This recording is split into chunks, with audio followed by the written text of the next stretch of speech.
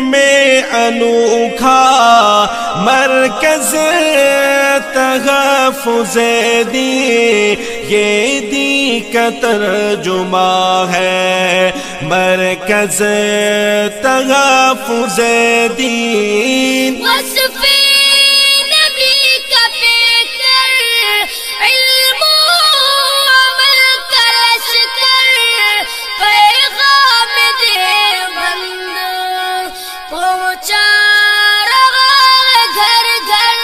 ہے ہند میں انوکھا مرکز تحفظ دین، یہ دین کا ترجمہ ہے مرکز تحفظ دین۔ مشکل گھڑی میں بیڑا اس نے جو یہ اٹھایا، سگ سہے کے رنج اور غم پھر بھی مسکرایا، بدعات سے روکا سنت کی رگ چلایا، رب کی رضا کا اس نے رستہ ہمیں بتایا۔ محفوظ فاروقی اور مفتی شفیق نگراں فضل۔ السلام علیکم ورحمۃ اللہ وبرکاتہ۔ بسم اللہ الرحمن الرحیم، الحمد للہ وکفى وسلام علی عباده الذین اصطفى، اما بعد۔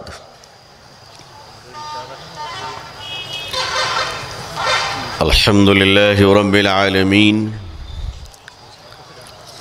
والعاقبة للمتقین، والصلاة على رسوله محمد وعلى آله وأصحابه أجمعين۔ رب اشرح لي صدري ويسر لي أمري واحلل عقدة من لساني يفقهوا قولي، رب يسر ولا تعسر وتمم بالخير، ربي زدني علما، ربي زدني علما، اللهم ربي زدني علما وألحقني بالصالحين۔ فأعوذ بالله من الشيطان الرجيم، بسم الله الرحمن الرحيم، كنتم خير أمة أخرجت للناس، صدق الله العظيم وصدق رسوله النبي الأمي الكريم۔ اللهم صل على سيدنا محمد وعطرته بعدد كل معلوم لك،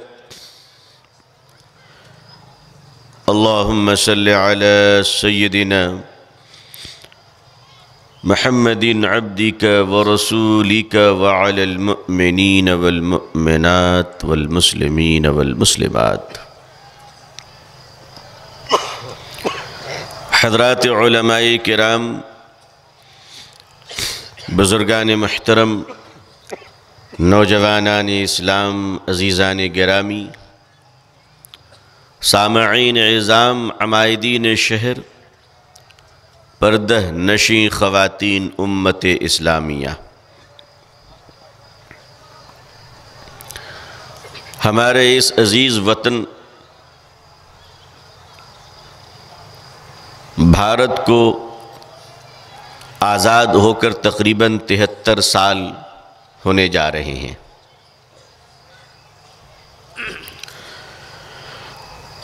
اور 73 سال کا مطلب یہ ہے کہ 15 اگست 1947 بروز جمعہ 27 رمضان، اللہ نے اس ملک کو آزاد بھی کیا تو لیلۃ القدر میں، کچھ تو وجہ ہے کہ آخر یہ ملک بچا ہوا کیوں ہے. راز ہم جانتے ہیں کہ تم الٹے لٹک بھی جاؤ تو بھی بھارت کی دھرتی کو ہمارے سجدوں سے محروم نہیں کر سکتے.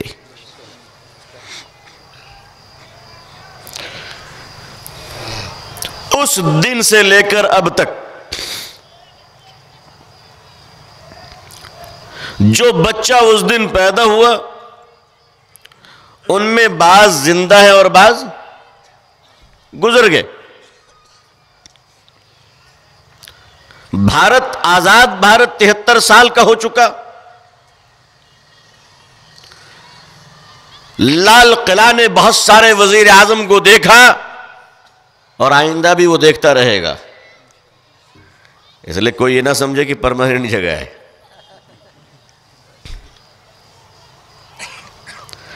تاج محل محبت کی نشانی میں نہ جانے کتنے مجنوں کے چراغ گل ہو گئے اور کتنی معشوقائے کی ہڈیاں زمین کی کھاد بن کر گاؤں ماتا کے دودھ میں تبدیل ہو گئی.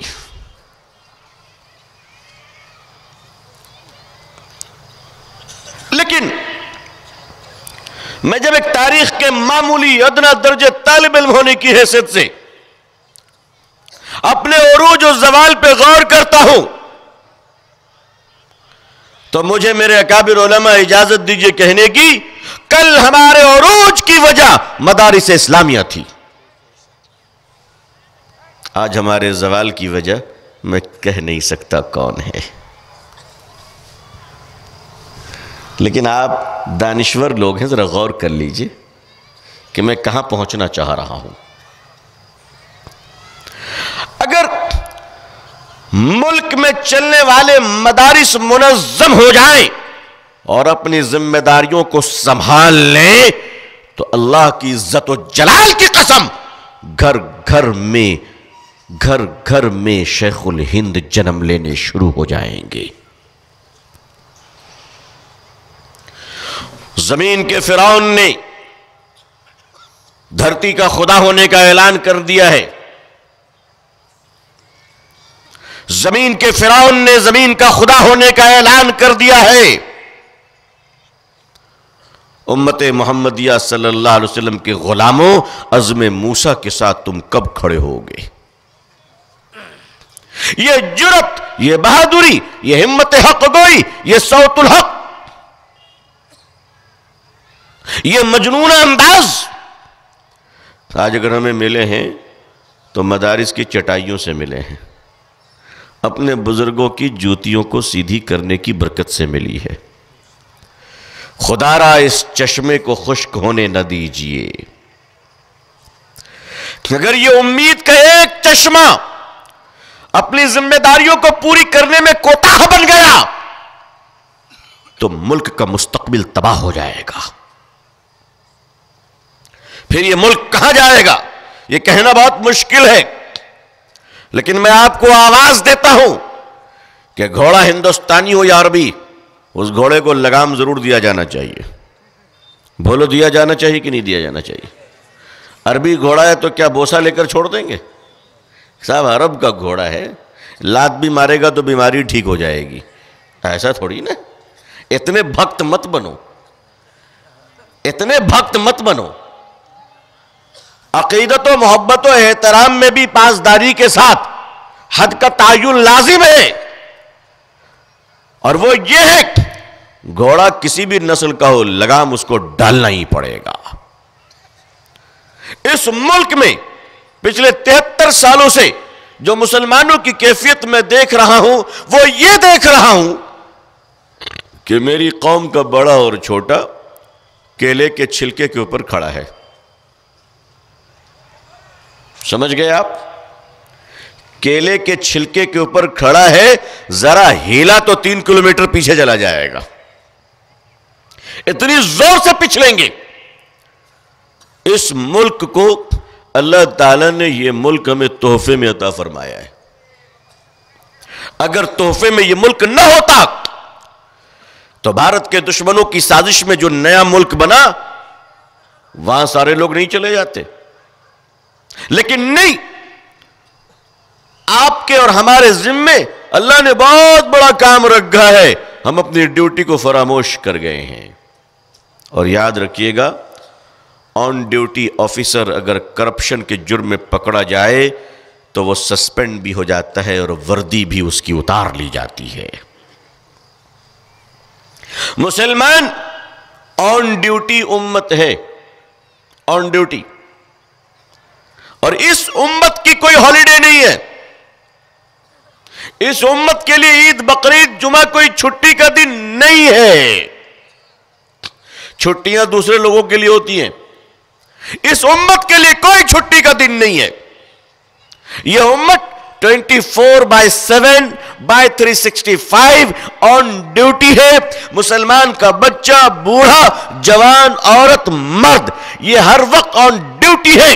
اگر مسلمانوں کنتم خیر امت اخرجت للناس کی حیثیت سے تمہیں جو آن ڈیوٹی اللہ نے امت بنایا ہے, اللہ نے جو ڈیوٹی تمہیں دی ہے, اگر اس میں غفلت برتو گے تو لباس عزت تمہاری اتار لی جائے گی.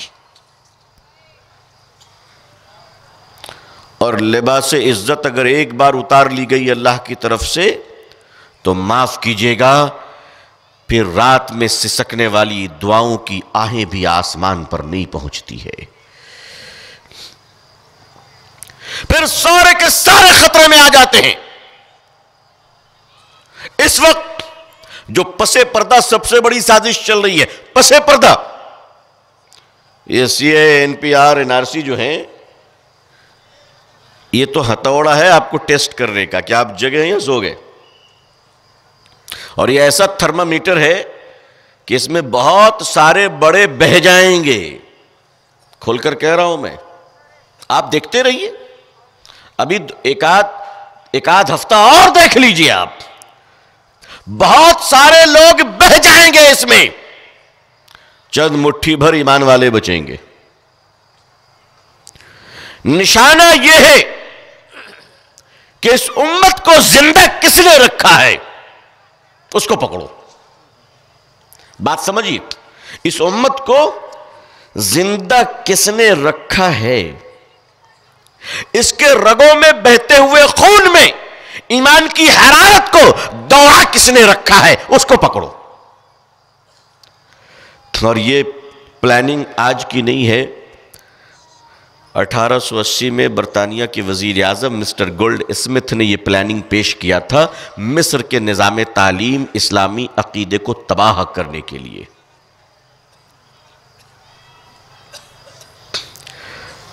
آج سے 100-150 سال پہلے ایک یہودی کے گھر میں بیٹی پیدا ہوتی ہے. اس بیٹی کو امریکہ کے یونیورسٹی میں بھیجا جاتا ہے پڑھنے کے لیے.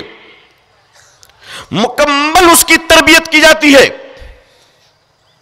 اور جب وہ لڑکی یہودن مکمل تربیت یافتہ بن جاتی ہے تو اس کو کام کرنے کے لیے مصر کے شہر قاہرہ بھیجا جاتا ہے, جہاں وہ بڑی محبت سے اپنی گوڑی چمڑی کا استعمال کرتے ہوئے ایک سچا مسلمان سے نکاح کرتی ہے.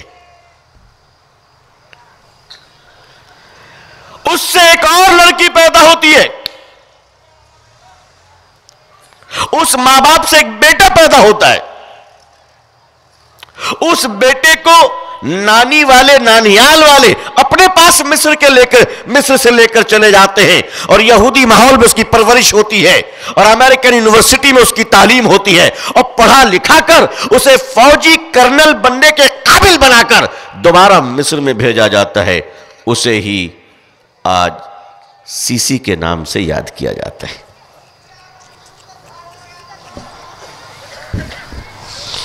آپ کو تباہ کرنے کی پلاننگ یہ 200 سال 300 سال پہلے سے چل رہی ہے. لیکن ہم 3 بیماریوں میں مبتلا ہیں, اور ہماری ان 3 بیماریوں نے ہمیں کبھی ابھرنے نہیں دیا. لیکن اس سے پہلے میں آپ کو ایک حوصلے کی بات بتاتا ہوں. اب السیسی نے جو مصر کا حال کیا وہ ہمارے اور آپ کے سامنے ہے, ہمارے اور آپ کے سامنے ہے. مسجدوں میں اذان تو ہو رہی ہے، نماز تو ہو رہی ہے، مگر حرارت اسلامی ان کے رگوں میں آج باقی نہیں ہے. اور پورے خطے کی جو صورتحال ہے، بس اسی کو کاپی پیسٹ یعنی سی پی بھارت میں کرنے کی کوشش کی جا رہی ہے. اور اگلا نشانہ یہ ہے، مسجد نہیں، اب نشانہ مسجد نہیں ہے. مسجد کا نشانہ کر کے دیکھ لیا، کچھ نہیں ہوا. اب اگلا نشانہ یہ ہے کہ اسلام کو جلا بخشنے والا وہ عظیم کارخانہ مدارس اسلامیہ کو بے اثر کر دیا جائے. علماء اور دانشوروں میں اختلافات شروع ہو چکے ہیں اس وقت ہمارے ملک میں، بڑی دوریاں شروع ہو چکی ہیں، اور لوگ علماء کو اور مدارس کو گالی دے دے کر گورنر بن رہے ہیں. جی، یہ جو گورنری کے عہدے ملے ہیں یہ ان کے ماں باپ کے اچھے کرموں کی وجہ سے نہیں ملے ہیں، یہ ان کی گندی زبانوں کی وجہ سے مل رہی ہے. اور ایسے لوگوں کو بھی اور آگے لایا جائے گا. اس لائن میں جبہ و دستار بھی کھڑا ہو جائے تو تعجب نہ کیجیے گا. دعا کیجئے اللہ ہم سب کی حفاظت فرمائے. اور اس طرح سے شے رگ کو کاٹنے کی کوشش کی جائے گی تاکہ استفادے کا جو چشمہ ہے وہ بند کر دیا جائے. اس لیے مدارس کو بڑی ذمہ داریوں کا مظاہرہ کرنا پڑے گا اور علماء کو زبردست طریقے سے کھڑا ہونا پڑے گا، زبردست طریقے سے، اور تاریخ کو دہرانا پڑے گا. آپ کو پتہ ہے کہ جب تاتاریوں نے مسلمانوں پر حملہ کیا تو ایسا زبردست حملہ کیا، ایسا زبردست کہ مولانا علی میاں ندوی رحمۃ اللہ علیہ نے تاریخ دعوت و عظیمیت میں لکھا ہے کہ تاتاری کی فوج نے 3 دنوں میں 18 لاکھ مسلمانوں کا قتل کیا تھا. 3 دنوں میں. تو یومیہ کتنے ہوئے؟ 6 لاکھ. یومیہ 6 لاکھ. روزانہ 6 لاکھ مسلمانوں کا قتل ہوتا تھا، اور 3 دنوں میں 18 لاکھ مسلمانوں کو شہید کیا گیا. مسلمان اتنے بزدل ہو گئے تھے کہ تاتاری کی ایک عورت کنویں میں پانی بھرتی ہوتی ہے اور ایک مسلمان گزر رہا ہے جو بچ گیا، تو یہ عورت کہتی تھی تو مسلمان ہے؟ وہ کہتا تھا ہاں. کہتی تھی رک یہیں پہ، میں ہتھیار لاتی ہوں تجھے ذبح کرنی ہے. اس کے پاؤں کے پنڈلیوں میں اتنی طاقت نہیں ہوتی تھی کہ وہ بھاگ سکے. یہ بزدلی اللہ کی طرف سے ڈال دی گئی تھی ان کے دلوں میں. وہ عورت خنجر لے کر آتی تھی اور اس مسلمان کو پٹخ کے ذبح کرتی تھی، اور وہیں پہ وہ مرتا تھا تو آپ تڑپ کر. ایک وقت آیا کہ جب پورا سناٹا ہی سناٹا تھا، لاشیں ہی لاشیں تھی، مسلمانوں کا نام و نشان بکھر گیا تھا، ان کے بڑے سے بڑے لوگوں کے سر قلم کر دیے گئے تھے، اللہ کا نام لینا بھی مشکل تھا. اس حال میں ہلاکو خان کی شہزادی گھوڑے پہ سوار ہو کر متکبرانہ انداز میں اپنے فوجیوں کے ساتھ جا رہی تھی کہ اس کی نگاہ پڑتی ہے کہ کسی ٹوٹے ہوئے مکان کے چھپڑ کے اوٹ میں ایک کمزور سا کوئی اللہ والا سفید باریش چند نوجوانوں کو کچھ سمجھا رہا تھا. یہ لڑکی کہتی ہے اپنے فوج سے وہ کون ہے، وہ بڈھا کون ہے؟ تو سپاہیوں نے کہا بیٹا شہزادی صاحبہ وہ مسلمان معلوم ہوتا ہے. سن کر غصہ آیا، کہا پکڑ کے لاؤ. اس کی اتنی جرت کہ وہ کھڑا ہے یہاں پہ، پکڑ کے لایا گیا. شہزادی گھوڑے پہ بیٹھی ہے، حضرت نیچے کھڑے ہیں. شہزادی کی جوتی حضرت کے داڑھی مبارک سے ٹکرا رہی ہے. وہ لڑکی کہتی ہے تم مسلمان ہو؟ آپ نے فرمایا ہاں. پھر وہ لڑکی کہتی ہے میں نے سنا ہے کہ تمہارا یقین اللہ پر ہے. بزرگ نے فرمایا ہاں تم نے صحیح سنا ہے، ہمارا یقین اللہ پہ ہے. کہا پھر سنا ہے کہ تم لوگ کہتے ہو کہ اللہ جس کے ساتھ ہو وہ کامیاب اور اللہ جس کے ساتھ نہ ہو وہ ناکام. حضرت فرماتے ہیں بیٹا تم نے صحیح سنا ہے، اللہ جس کے ساتھ ہو وہ کامیاب ہے اور جس کے ساتھ نہ ہو وہ ناکام ہے. وہ لڑکی جوش میں آ کے کہتی ہے پھر مان کیوں نہیں لیتے، پھر مان کیوں نہیں لیتے کہ خدا ہمارے ساتھ ہے, تمہارے ساتھ نہیں ہے؟ اتنا کہنا تھا, حضرت کے زبان سے چیخ نکل گئی اور فرمانے لگے نہیں نہیں, یہ بات نہیں مانتا میں. اتنا ہونے کے بعد بھی فرماتے نہیں, میں یہ بات نہیں مانتا. بیٹا, خدا تو آج بھی ہمارے ہی ساتھ ہے. خدا تو آج بھی کس کے ساتھ ہے؟ خدا تو آج بھی ہمارے ہی ساتھ ہے. لڑکی کو جلال آیا, کہنے لگے کس بنیاد پر تم کہہ رہے ہو خدا تمہارے ساتھ ہے؟ حضرت فرماتے ہیں کہ بیٹا, اس زمانے میں بڑے آدمی کی پہچان یہ ہوتی تھی, زمین جائیداد نہیں, جانور مویشی. جس کے پاس جتنی بکریاں, جس کے پاس جتنے گھوڑے, جس کے پاس جتنے اونٹ, وہ اتنا بڑا آدمی. اور یہ لوگ تو بنجارے تھے, تاتاری لوگ, ایک جگہ رکتے کہاں تھے, خانہ بدوش قوم تھی یہ. ان کے پاس جانور ہی جانور, بکریاں ہی بکرے. تو اس زمانے میں جانوروں کو کنٹرول کرنے کے لیے شکاری کتے رکھے جاتے تھے. اس زمانے میں خطرناک کتے رکھے جاتے تھے جو جانوروں کو کنٹرول کرے, جانور بھاگ نہ جائے, جانور کو کوئی اچک نہ لے. تو چرواہا تو دوڑ نہیں سکتا چاروں طرف 10,000 جانور کو کنٹرول کرنے کے لیے, تو 10 شکاری کتوں کو چھوڑا جاتا تھا. وہ بھونک کے, ڈانٹ کے, ڈپٹ کے جانوروں کو اپنی سرحدوں میں واپس لے آیا کرتے تھے. حضرت نے ارشاد فرمایا, جب یہ لڑکی پوچھنے لگی کہ خدا تمہارے ساتھ کیسے ہے, ہمیں سمجھاؤ, تو حضرت نے فرمایا بیٹا تمہارے پاس مویشی ہیں؟ تو لڑکی مسکرائی, ہنسنے لگی کہ کیسے دیوانے پن کا سوال کرتے ہو, ہمارے پاس مویشی نہ ہو, ایسا ہو سکتا ہے؟ ہمارے پاس تو لاکھوں لاکھ مویشی ہیں. حضرت نے فرمایا مجھے بھی پتہ ہے. یہ بتاؤ, تمہارے چرواہے جب مویشی کو لے کر جنگل جاتے ہیں تو ساتھ میں شکاری کتے کو بھیجتی ہو کہ نہیں؟ تو عام بات تھی. کہنے لگے بالکل بھیجتی ہو, ہمارے پاس تو بہترین تربیت یافتہ شکاری کتے ہیں, ایک بار بھونکے تو 10,000 بکریاں نیچے پیچھے کی طرف آ جائے. کہا کہ ان کتوں کو کیوں بھیجتی ہو؟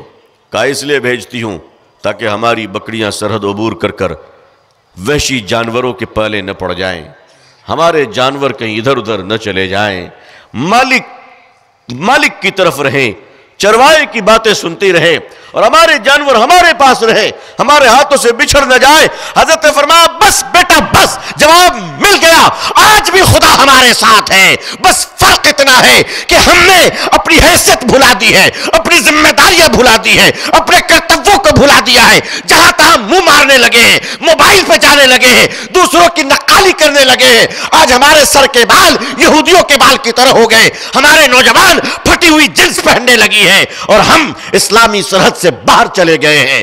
اس لیے خدا نے ہمیں قابو میں کرنے کے لیے کچھ شکاری کتوں کو چھوڑ رکھا ہے.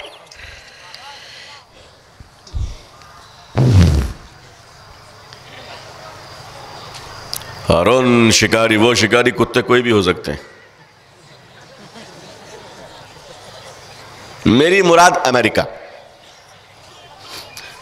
بچنا بھی ہے نا. اللہ تعالیٰ کسی کو بھی چھوڑ سکتا ہے. اور امریکن چونکہ کتوں کو برا نہیں مانتے, ان کا پریسیڈنٹ بھی پہلا چمہ کتے کو لیتا ہے, بعد میں بیوی کو.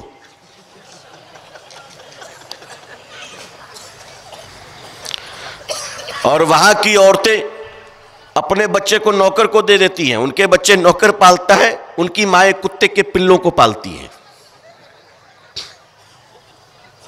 یورپ میں فیشن ڈیزائن کی دکانیں کھلی ہے جہاں لکھا ہے کہ کتے ڈاگیز کے لیے کپڑے ملتے ہیں. سمندر کے کنارے انسان ننگا ہو رہا ہے, کتا سوٹ بوٹ پہن کے ٹہل رہا ہے. مرسڈیز گاڑی کے پہلی سیٹ میں کتا بیٹھا ہوا ہے اور ٹریفک میں گاڑی رکی تو مالک نے شیشہ اتارا, کتے نے 3 ہاتھ کی زبان باہر نکال کے پبلک کو دکھایا, دیکھ میری اوقات, میری حیثیت دیکھ. اللہ تعالیٰ نے ان پر شکاری کتوں کو چھوڑا تھا. عزیزان ملت, یہ مت کہو کہ اللہ نے ہمیں چھوڑ دیا ہے. ارے اگر اللہ نے چھوڑ دیا ہوتا تو ایک خدا کا سجدہ بھی نصیب نہ ہوتا. جی اتنا ہونے کے بعد بھی اللہ تعالیٰ اذان دے کر بلوا رہے ہیں ہم کو, آجا آجا میرے بندے آجا آجا. کہا اللہ ٹھکائی بہت ہوئی, کہا وہ میں نہیں کروایا تھا, آجا آجا. مسجدوں کی اذان 5 بار مؤذن پکار رہا ہے کہ دیکھو اللہ نے تمہارے لیے ابھی بھی دروازہ بند نہیں کیا ہے, اپنا گھر کا دروازہ کھلا رکھا ہے, آ جاؤ آ جاؤ آ جاؤ. جس دن تم لوٹ جاؤ گے اس دن گلا شکوہ سب ختم ہو جائے گا. تم جا کر کہو گے اللہ میں آ گیا, اللہ فرمائیں گے تیرے انتظار میں تو تھا, اچھا ہوا آ گیا, اچھا ہوا آ گیا. کہا اللہ میں بہت گندا ہوں, کہا فکر مت کر, فکر مت کر, تو اپنے رب کے پاس آیا ہے. تو بہت گندا ہے, میری رحمت کا چشمہ بہت بڑا ہے, تو اپنے گناہوں کو لے کر آ, میں اپنی غفاری کو لے کر آتا ہوں. میری عزت و جلال کی قسم تیرے گناہ میری رحمت کا مقابلہ نہیں کر سکتے, نہیں کر سکتے. مسلمانوں مایوس کیوں ہوتے ہو؟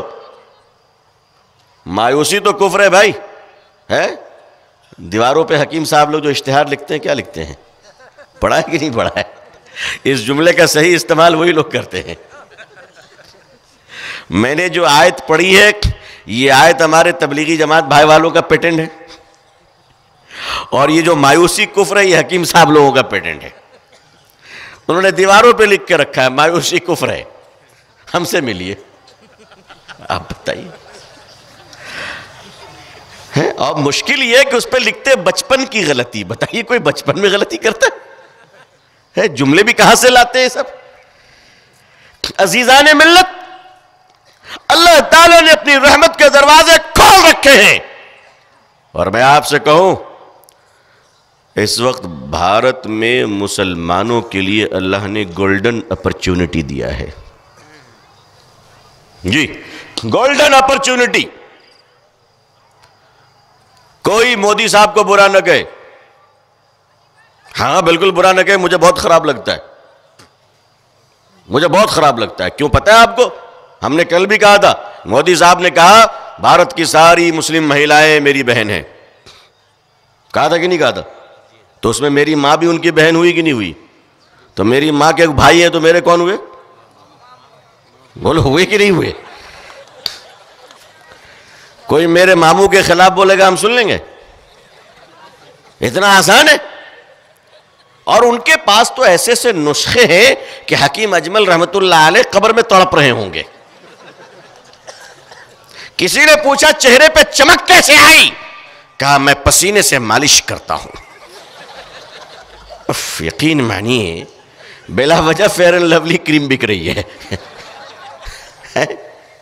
اینٹ بھٹا پہ جو کام کرتے ہیں مزدور لوگ, کیا ان کو پسینہ نہیں بہتا؟ اپنے اپنے پسینہ کو رگڑ کر 1 مہینے میں رزلٹ بھیجئے. مجھے تو لگ رہا ہے کہ اب کسی دن بابا رام دیو پتنجلی کا نیا پروڈکٹ نہ لے آئے, مودی پسینہ کریم. اسے بتائیے نیا نیا پڑیا دے رہے ہیں اس وقت ملک کو. ہمارا یہ ملک اتنا عظیم الشان ملک ہے, اللہ اکبر. دنیا کے پاس اس وقت پوری دنیا کے پاس اتنا شاندار دیش کسی کے پاس نہیں ہے جو دیش اللہ نے ہم لوگوں کو بھارت عطا فرمایا ہے. کیوں بھائی؟ دیا کہ نہیں دیا اللہ نے؟ ہر قسم کی فصل یہاں پہ, ہر قسم کا موسم یہاں پہ, ہر قسم کے لوگ یہاں پہ. 1600 زبانیں بولی جاتی ہیں, ہر 100 کلومیٹر پر تہذیبیں بدلتی ہیں, ہر 100 کلومیٹر پر کھانے کا انداز بدلتا ہے, ہر 100 کلومیٹر پر پہننے کا کپڑے کے انداز اور فیشن بدل جاتے ہیں. اللہ اکبر. ہم دعا کرتے ہیں کہ اللہ ہمارے بھارت کی رکشا فرمائے اور بھارت میں امن اور شانتی عطا فرمائے. جو بھارتی ہے وہ آمین کہے, جو پاکستانی ہے وہ چپ رہے. اللہ ہمارے بھارت میں امن اور شانتی عطا فرمائے. ماشاءاللہ. دیکھیے سب کو ڈر ہو گیا NRC آ جائے گا بول کے زور سے آمین بولے. یہ اللہ تعالیٰ نے ایک موقع دیا ہے کہ دیکھو NRC کا ڈنڈا پڑتا ہے تو باپ دادا کے کاغذات ٹھیک کرتے ہو, آخرت کی یاد کیوں نہیں کر لیتے؟ تھوڑے اعمال کو بھی تو درست کر لو جی۔ تو یہ تو ہم مودی صاحب کے شکر گزار ہیں کہ ہمارے حضرت مودی صاحب دامت برکاتہم اور آدرنیہ شری امیت شاہ صاحب برکاتہم، ان دونوں بزرگوں نے مل کر وہ تعویذ ہمیں دی ہے کہ برسوں سے ہم بچھڑ گئے تھے، انہوں نے ہمیں ملا دیا ہے۔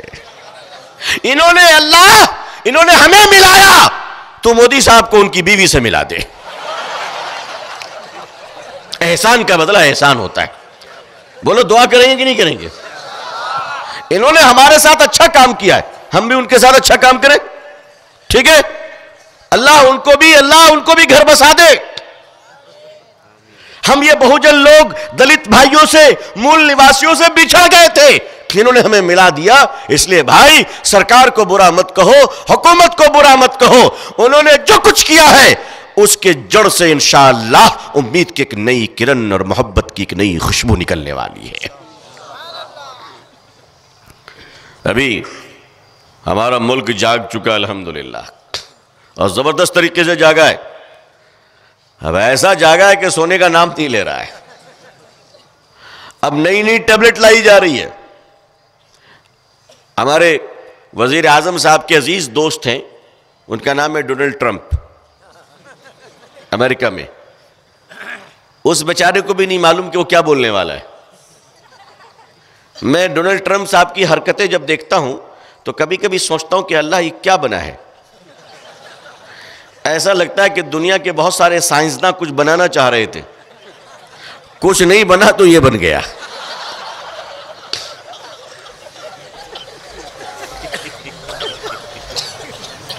وہ بھی اللہ کا بندہ ہے کہ وچتر پرانی ہے۔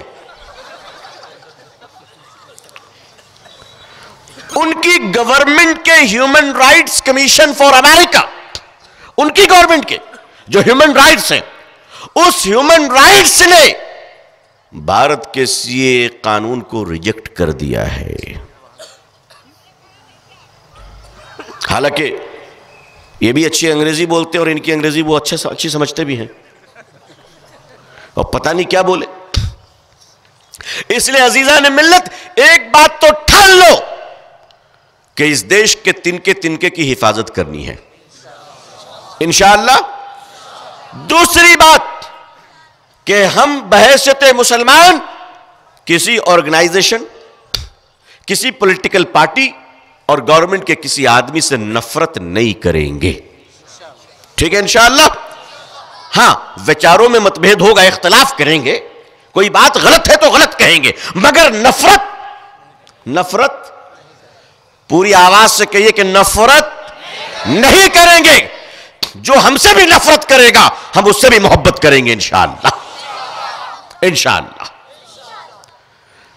ہم لوگوں کی جو حیثیت ہے اس دنیا میں، وہ حیثیت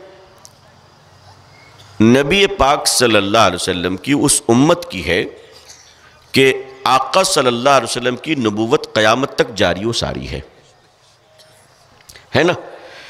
تو علماء کی حیثیت نبیوں کے وارث کی ہے۔ میرے آقا نے ارشاد فرمایا صلی اللہ علیہ وسلم، نبی پاک صلی اللہ علیہ وسلم کی وراثت ماں عائشہ کو نہیں ملی، حضرت فاطمہ کو نہیں ملی رضی اللہ تعالیٰ عنہ، آپ کے خاندان کو نہیں ملی۔ آپ نے فرمایا نبی کا وارث، نبی کی دولت کیا ہے بھائی؟ نبی کا دین، نبی کی شریعت، نبی کی میراث کیا ہے؟ نبی کی شریعت۔ فرمایا اس کا وارث کون ہے؟ کا علماء حق۔ سبحان اللہ سبحان اللہ، علماء حق، اللہ اکبر اللہ اکبر۔ اللہ تعالی ہمارے علماء کو سلامت رکھیں۔ اگر میں کچھ بول بھی جاتا ہوں تو درد دل سے بولتا ہوں، ورنہ اللہ جانتا ہے ان کی جوتیوں کو بھی محبت کی نظر سے دیکھتا ہوں، اللہ جانتا ہے۔ میں اگر تنقید بھی کرتا ہوں تو دل میں توہین کا مقصد نہیں ہوتا ہے، لیکن یہ سوچ کر بولتا ہوں کہ آج اگر میں نہیں بولوں گا تو کون بولے گا، اور تاریخ میں کیا لکھا جائے گا۔ اگر حضرت فاروق اعظم کی مجلس میں حضرت بلال نے آپ کو روکا تھا اور یہ کہتے ہوئے روکا تھا کہ اے عمر اگر آج میں تجھے نہ روکوں تو آنے والا مورخ لکھے گا کہ مسلمان اپنے امیر کے سامنے غلطیوں پر بولا نہیں کرتا تھا۔ میں اسی فرض کفایہ کو پوری کرنے کی کوشش کر رہا ہوں. مجھے آپ اپنی شفقتوں سے محروم نہ کیجیے، ورنہ اس طرح دیوانہ کوئی پھر دوبارہ ملے گا نہیں آپ کو. دیوانگی اللہ تعالیٰ نے علماء کو نبی پاک صلی اللہ علیہ وسلم کا وارث بنایا، اور یہ امت کا ہر فرد بہت بڑا ذمہ دار ہے، اور اللہ نے ہر فرد کے ذمے دین کے کام کو رکھا ہے. اس میں کوئی دو رائے نہیں ہے. لیکن دو تین چیزیں سمجھ لیجئے اچھی طرح. دین کے کام کو ہوچ پوچ مت کیجئے. 150-200 انڈا ایک جگہ رکھیے گا، سب پھوٹ جائے گا، سب پھوٹ جائیں گے. دین کے کام کی ڈیفینیشن کو سمجھیے. جو آدمی امامت کر رہا ہے وہ دین کا کام کر رہا ہے کہ نہیں کر رہا ہے؟ کر رہا ہے. جو بزرگ، جو عالم دین مدرسے میں حدیث پڑھا رہے ہیں وہ کیا کر رہے ہیں؟ وہ دین کا کام کر رہے ہیں. جو واعظ و نصیحت کر رہے ہیں وہ دین کا کام کر رہے ہیں. وہ شیخ جو بہت سارے خلفاء کے تزکیہ اور اصلاح کا کام کر رہے ہیں وہ بھی بہت بڑا کام کر رہے ہیں. اللہ تعالی ہمارے اکابرین و اسلاف کی عمروں میں برکتیں عطا فرمائے. نگاہ مرد مومن سے بدل جاتی ہے تقدیریں، جو ہو ذوق یقین پیدا تو کٹ جاتی ہے زنجیریں. تو یہ جو بزرگوں کی نگاہیں ہیں ان کی بھی قدر سیکھیے. اس کے علاوہ ہمارے یہاں جو تبلیغی جماعت کا کام ہے وہ بھی دین کا ایک شعبہ ہے الحمدللہ. ہمارے بھٹکے ہوئے مسلمان جو نماز نہیں پڑھتے ہیں، بھٹکے ہوئے مسلمان جو تاش کھیلتے ہیں، بھٹکے ہوئے مسلمان جو جوئے کے اڈے میں ہیں، اللہ نہ کرے وہ کسی شعبے میں ہیں، ان کو وہاں سے پکڑ کر جو لا رہے ہیں، یہ بھی دین کا بہت بڑا کام ہے. لیکن یاد رکھو ہر آدمی اپنے شعبے میں کام کر رہا ہے، کسی دوسرے شعبے کو اپنے سے کمتر نہ سمجھے. اگر کمتر سمجھ لے گا تو اس کے اپنے دین کا بیڑا غرق ہو جائے گا. اسی طرح ایک بہت بڑا شعبہ ہے جس پر ہم لوگوں نے توجہ نہیں دی، اور آج مجھے لگتا ہے کہ اسی کی سزا اس ملک میں ہم لوگ بھگت رہے ہیں. اور میری ایسی سوچ ہے کہ اس کی وجہ کر شاید آسمان سے کچھ سخت فیصلے ہونے لگے ہیں. اور وہ شعبہ یہ ہے، وہ غلطی یہ ہے کہ ہمارے ملک کے 70% غیر مسلم بھائی بہن، 70%، میں صحیح کہہ رہا ہوں، میں احتیاط کے ساتھ کہہ رہا ہوں، ورنہ 75 میں کہوں، 80% کہوں، ہمارے ملک کے 80% غیر مسلم بھائی بہن جن کے ساتھ ہم تجارت کرتے کہ نہیں کرتے؟ بولو. تجارت کرتے ہیں، معاملات کرتے ہیں، لین دین کرتے ہیں، دکان ان کے ساتھ رہتی ہے، مکان ان سے خریدتے ہیں، کاروبار میں شامل ہے، بسوں میں شامل ہے، ٹرین میں شامل ہے، ہوائی جہاز میں شامل ہے. بولو شامل ہے کہ نہیں؟ زندگی کا ہمارا کوئی کام ان کے بغیر ہے نہیں ہے. ہمارا سب سے بڑا جرم یہ ہے کہ ہم ان کے درمیان موجود ہیں، اس کے باوجود ہمارا بھائی ایک خدا کو چھوڑ کر 3 کروڑ خدا تک پہنچ گیا. 3 کروڑ خدا کو ماننے والوں کے سامنے مسلمان ایک خدا کا پریچے تعارف نہیں کرا سکا.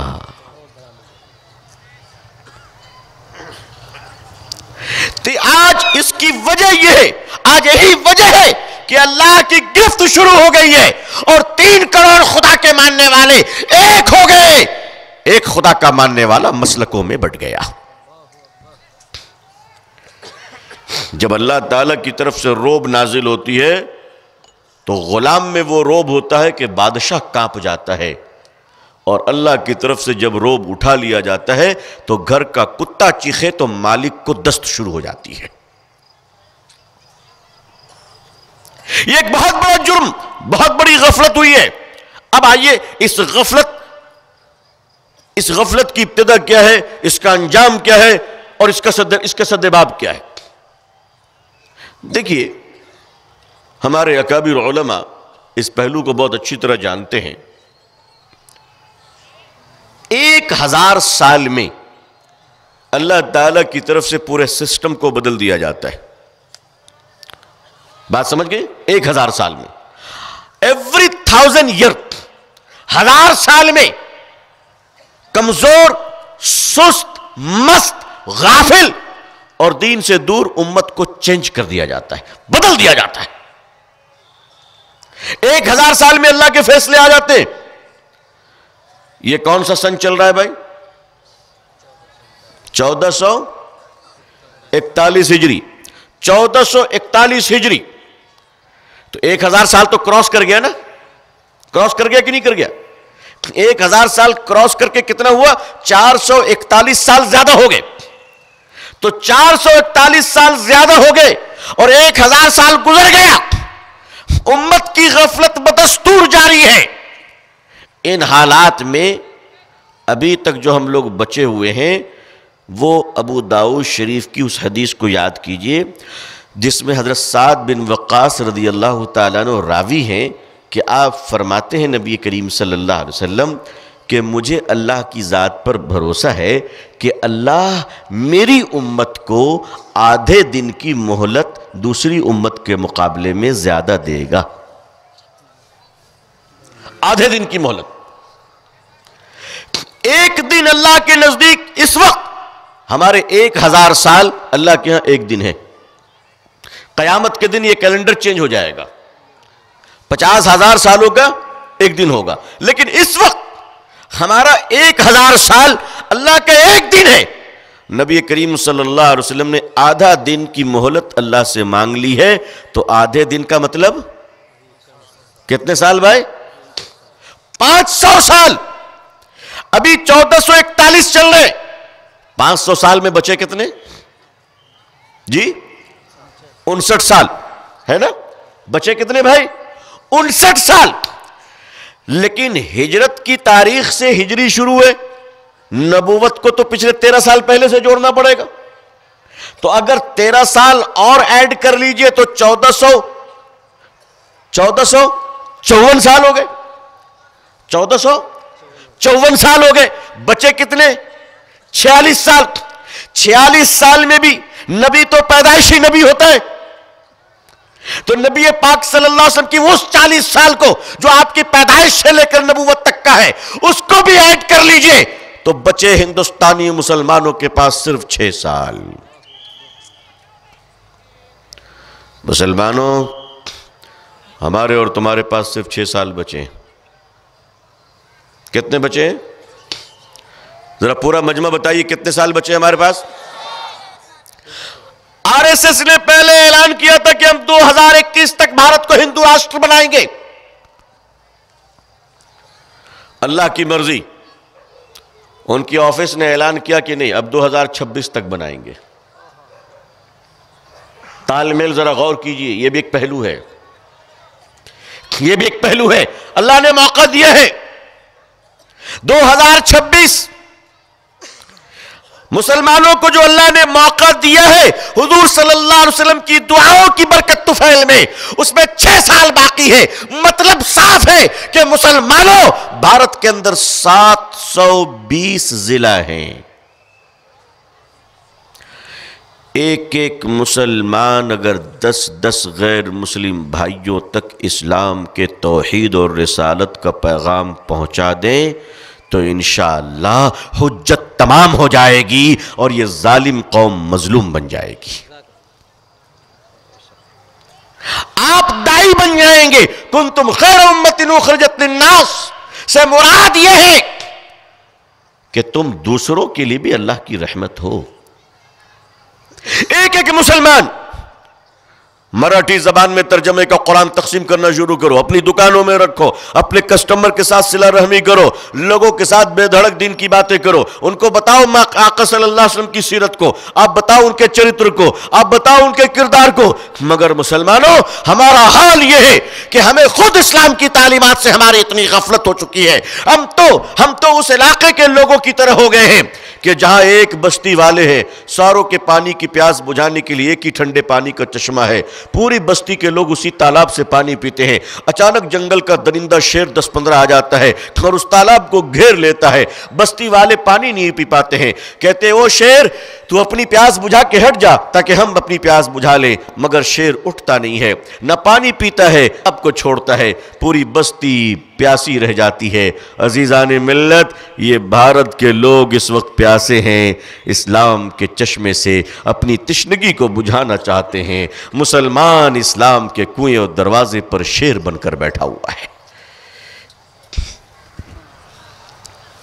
مسلمانوں کو بہت تھوڑا سا موقع ملا ہے، اس تھوڑے سے موقع پہ اگر آپ دین کی دعوت پہنچائیں گے انشاءاللہ تو ہم اور آپ صرف پہنچانے کے مکلف ہے، قبول کروانے کے نہیں۔ یہ مت سوچے گا کتنے لوگ ایمان لائے، وہ اللہ کے اختیار میں ہے، اللہ جسے چاہے ہدایت دے، لیکن یاد رکھیے جب آپ حجت تمام کر لیں گے انشاءاللہ تو پھر اللہ کی مدد ہمارے اور آپ کے لیے اتر آئے گی، اور جو لوگ پیغام ملنے کے بعد بھی انکار کریں گے معاملہ ان کا اللہ کے ہاں الگ ہو جائے گا، پھر آپ عذاب کے شکار نہیں ہوں گے انشاءاللہ، پھر آپ گرفت کے شکار نہیں ہوں گے انشاءاللہ۔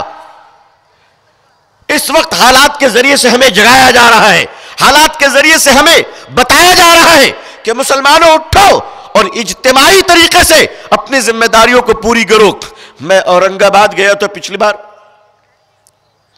ایک کل جماعتی میٹنگ تھی اورنگ آباد میں، آپ کے قریب شہر ہے اورنگ آباد، وہاں لوگ مجھے لے گئے مسجد جمیل میں، ایک مسجد ہے مسجد جمیل، وہاں لوگوں نے مجھے بتایا کہ میں نے دیکھا، میں نے وہاں ویڈیو بنائی، انٹرویو دیا میں نے کہ اورنگ آباد مسجد جمیل میں جو دسترخوان لگتا ہے اس دسترخوان میں کیا ہندو بھائی، کیا مسلمان بھائی، کیا دلت، کیا جین، سکھ، پارسی، کیا عورت اور مرد، روزانہ 800 لوگ کھانا کھاتے ہیں۔ الحمدللہ 800 لوگ، اور 800 لوگ جو کھانا کھا رہے، میں ان کے سامنے بیٹھا، میں ان کے ساتھ بیٹھا۔ مسلمانوں اپنے مسجد کے دروازوں کو کھول دیجئے برادران وطن کے لیے، دروازے کھول دیجئے، اور ہر نماز میں آپ کسی نہ کسی غیر مسلم بھائیوں کو مہمان بلائیے کہ صاحب ہمارے ظہر کی نماز ہونے والی، آپ ذرا دیکھ لیجئے، ہمارے عصر کی نماز ہونے والی، آپ ذرا دیکھ لیجئے۔ مسجد کے دروازے کے سامنے آپ پانی کی سبیل لگائیے، گرمی کا زمانہ شروع ہونے والا ہے، ٹھنڈے پانی کے سبیل لگائیے، کھانے کے دسترخوان لگائیے عزیزان ملت، اور کھانا کھلا کر پانی پلا کر۔ حضور صلی اللہ علیہ وسلم نے جب اللہ سے پوچھا میرے اللہ میں اپنی نبوت کا اعلان، آپ کی وحدانیت کا تعارف کیسے شروع کراؤں، تو اللہ تعالیٰ نے جو طریقہ بتایا تھا وہ طریقہ یہ تھا کہ میرے محبوب مکے والوں کو کھانے کی دعوت پر جمع کیجئے، ہے نا، کھانے کی دعوت پر جمع کیجئے۔ میرے آقا صلی اللہ علیہ وسلم نے مکے والوں کو پہلے کھانا کھلایا، پھر حق کی بات بتائی، پھر دین کی بات بتائی۔ لوگوں اپنے مسجد کے دروازوں کو کھول دو، اور ایسا کھول دو کہ جب وہ آئیں تو پیٹ کی بھوک کو مٹانے کے ساتھ ساتھ ایمان کی دولت سے بھی سیراب ہو کر جائیں۔ میں یہ نہیں کہہ رہا ہوں کہ آپ کلمہ پڑھو، وہ تو اللہ کے اختیار میں، اللہ جس کو ہدایت دیں گے، لیکن آپ ان کی زبان میں، مراٹھی زبان میں ترجمے والی، ظاہر سی بات ہے سب ترجمہ ہی ہوگا، وہ قرآن شریف آپ ان کو ہدیہ دیں، گھر گھر دیں۔ ورنہ حالت یہ بھی ہو رہی ہے کہ ایک اسکول میں نئی لائبریری کھولی گئی، اسکول میں نئی لائبریری کھولی گئی تو اسکول کے پرنسپل نے بچوں سے کہا میرے بچوں ہمارے ایک لائبریری کھلی ہے، تمہارے گھر میں جو کتاب نہیں پڑھی جاتی ہے وہ لانا، ہم اپنی لائبریری میں رکھیں گے تاکہ لوگ پڑھیں۔ دوسرے دن سارے بچے اپنے اپنے گھروں سے قرآن لے کر آ گئے۔ کہا یہ کیا؟ کہا حضور یہی وہ کتاب ہے جو ہمارے گھروں میں برسوں سے ہے، پڑھی نہیں جاتی ہے، یہی وہ کلام ہے جسے پڑھا نہیں جاتا۔ بزرگوں یہ امت تیار ہے، اور اللہ تعالیٰ نے صاف فرمایا کہ اگر تم نہیں مانو گے تو اللہ تمہیں ہٹا کر دوسری امت کو ریپلیس کرے گا. یعنی آن ڈیوٹی آفیسر اگر اپنی ڈیوٹی میں کوتاہی برتے گا تو اللہ اس امت کو سسپینڈ کر کر نئے امت کو اپوائنٹ کریں گے.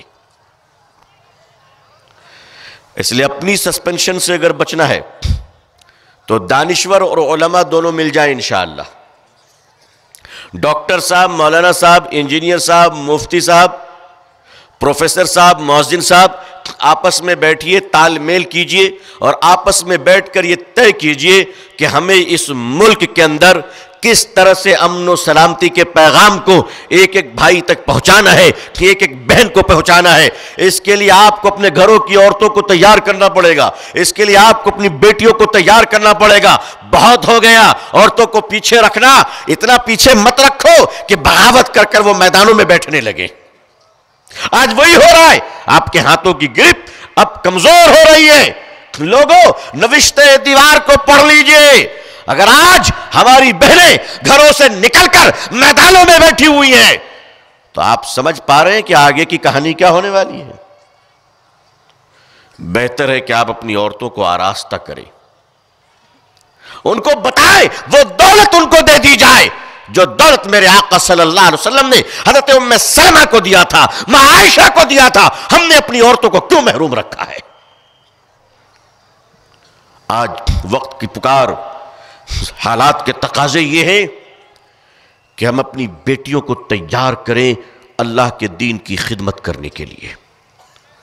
یہ جو ارتداد پھیل رہے ہیں، یہ ارتداد کی بڑی وجہ یہ ہے کہ ہماری بیٹیاں جب کالج اور انسٹیٹیوشن میں جا رہی ہیں تو دین جانتی نہیں ہے. دوسرے لوگ ان کو لاجواب کر دیتے ہیں، یہ مرعوب ہو جاتی ہے اور دوسروں کے ٹریپ میں آ جاتی ہے کیونکہ ہم نے اپنی بچیوں کو دین سکھایا نہیں. ہمارے پاس ایسے ادارے ہونے چاہیے جس ادارے کے ایک چھت کے نیچے ہماری بیٹیاں قرآن و حدیث، شریعت مطہرہ، دین و اسلام کے ساتھ ساتھ پاکیزگی و طہارت کے ساتھ ساتھ مکمل دنیا کے علوم کے فن کو سیکھیں اور وہ ڈاکٹر اور انجینئر بھی بنے اور بن کر حافظ قرآن کے ساتھ ساتھ عالمہ کے ساتھ ساتھ وہ دین کا کام دنیا کے ہر شعبے میں کریں. اگر آج سے ہم یہ کام کریں گے انشاءاللہ تو اللہ نیت اور ارادے کی بنیاد پر بھی ہم پہ رحم فرمائے گا. اور جو 6 سال ہمارے پاس بچے ہیں اس میں اتمام حجت کرنے کے لیے 1 سال کافی ہے کہ 720 ضلع میں اگر مسلمان کھڑے ہو جائیں انشاءاللہ اور ہر ایک تک پہنچ جائیں اور کہیں، صرف اتنا کہیں،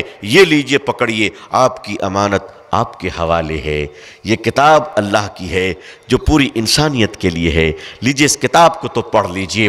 آگے ان کی مرضی، وہ پڑھتے ہیں یا کیا کرتے ہیں. ڈینمارک کے اس ایم پی کی بات کو میں یاد کرتا ہوں کہ ڈینمارک کے اندر ایک ممبر آف پارلیمنٹ جو بھی ہے، ان کا مشن تھا اسلام کے خلاف بولنا. ان کا مشن تھا کہ مسجد میں جب اذان ہوتی تھی تو وہ اذان کے وقت میں کھڑا ہو کر گالیاں بکتا تھا. اس نے اسلام کے خلاف اتنا بولا کہ پوری دنیا نے اس کو چندے دیے اور اس نے اعلان کیا کہ لوگوں، میں قرآن کے ایک ایک آیت سے نعوذ باللہ دہشت گردی ثابت کروں گا. انہوں نے یہ کہا کہ میں قرآن کے ایک ایک آیت سے نعوذ باللہ جرم اور گندگی ثابت کروں گا. اللہ اکبر، اللہ اکبر. اللہ کو منظور کچھ اور تھا. جو فساد کرواتا تھا، جو مسلمانوں کو مرواتا تھا، جو ڈینمارک کے مسلمانوں کے وجود کا بدترین دشمن تھا، جب وہ قرآن کی تفسیر سمجھنے بیٹھا اور گندگی کو نکالنے بیٹھا، وہ خود کہتا ہے کہ میں سورہ بقرہ کو ختم نہیں کر سکا کہ قرآن کا غلام بن گیا. اور آج وہ ڈینمارک کا ایم پی ہماری اور آپ کی محنت کے بغیر الحمدللہ مسلمان ہو چکا ہے. الحمدللہ ہمارے آپ کے بغیر وہ مسلمان ہو چکا الحمدللہ. اور آپ کو پتہ اس وقت وہ کیا کر رہے ہیں؟ اس وقت وہ کہہ رہے ہیں کہ جس مسجد میں کھڑا ہو کر باہر میں نے بدتمیزی کی تھی اس مسجد میں جا کر میں اذان دوں گا. جی، اور اس وقت وہ قرآن امن کی سب سے بڑی کتاب کے عنوان پر کتاب لکھ رہے ہیں. ماشاءاللہ اس وقت پوری دنیا کو پیغام دے رہے ہیں وہ. عزیزان ملت، اگر ہم تھوڑی سی محنت کر لیں انشاءاللہ، تھوڑی سی محنت کریں. آپ نے دیکھا نہیں نیوزی لینڈ کو آپ نے نہیں دیکھا؟ جمعے کے دن مسجد کے اندر 50 مسلمان شہید ہوئے.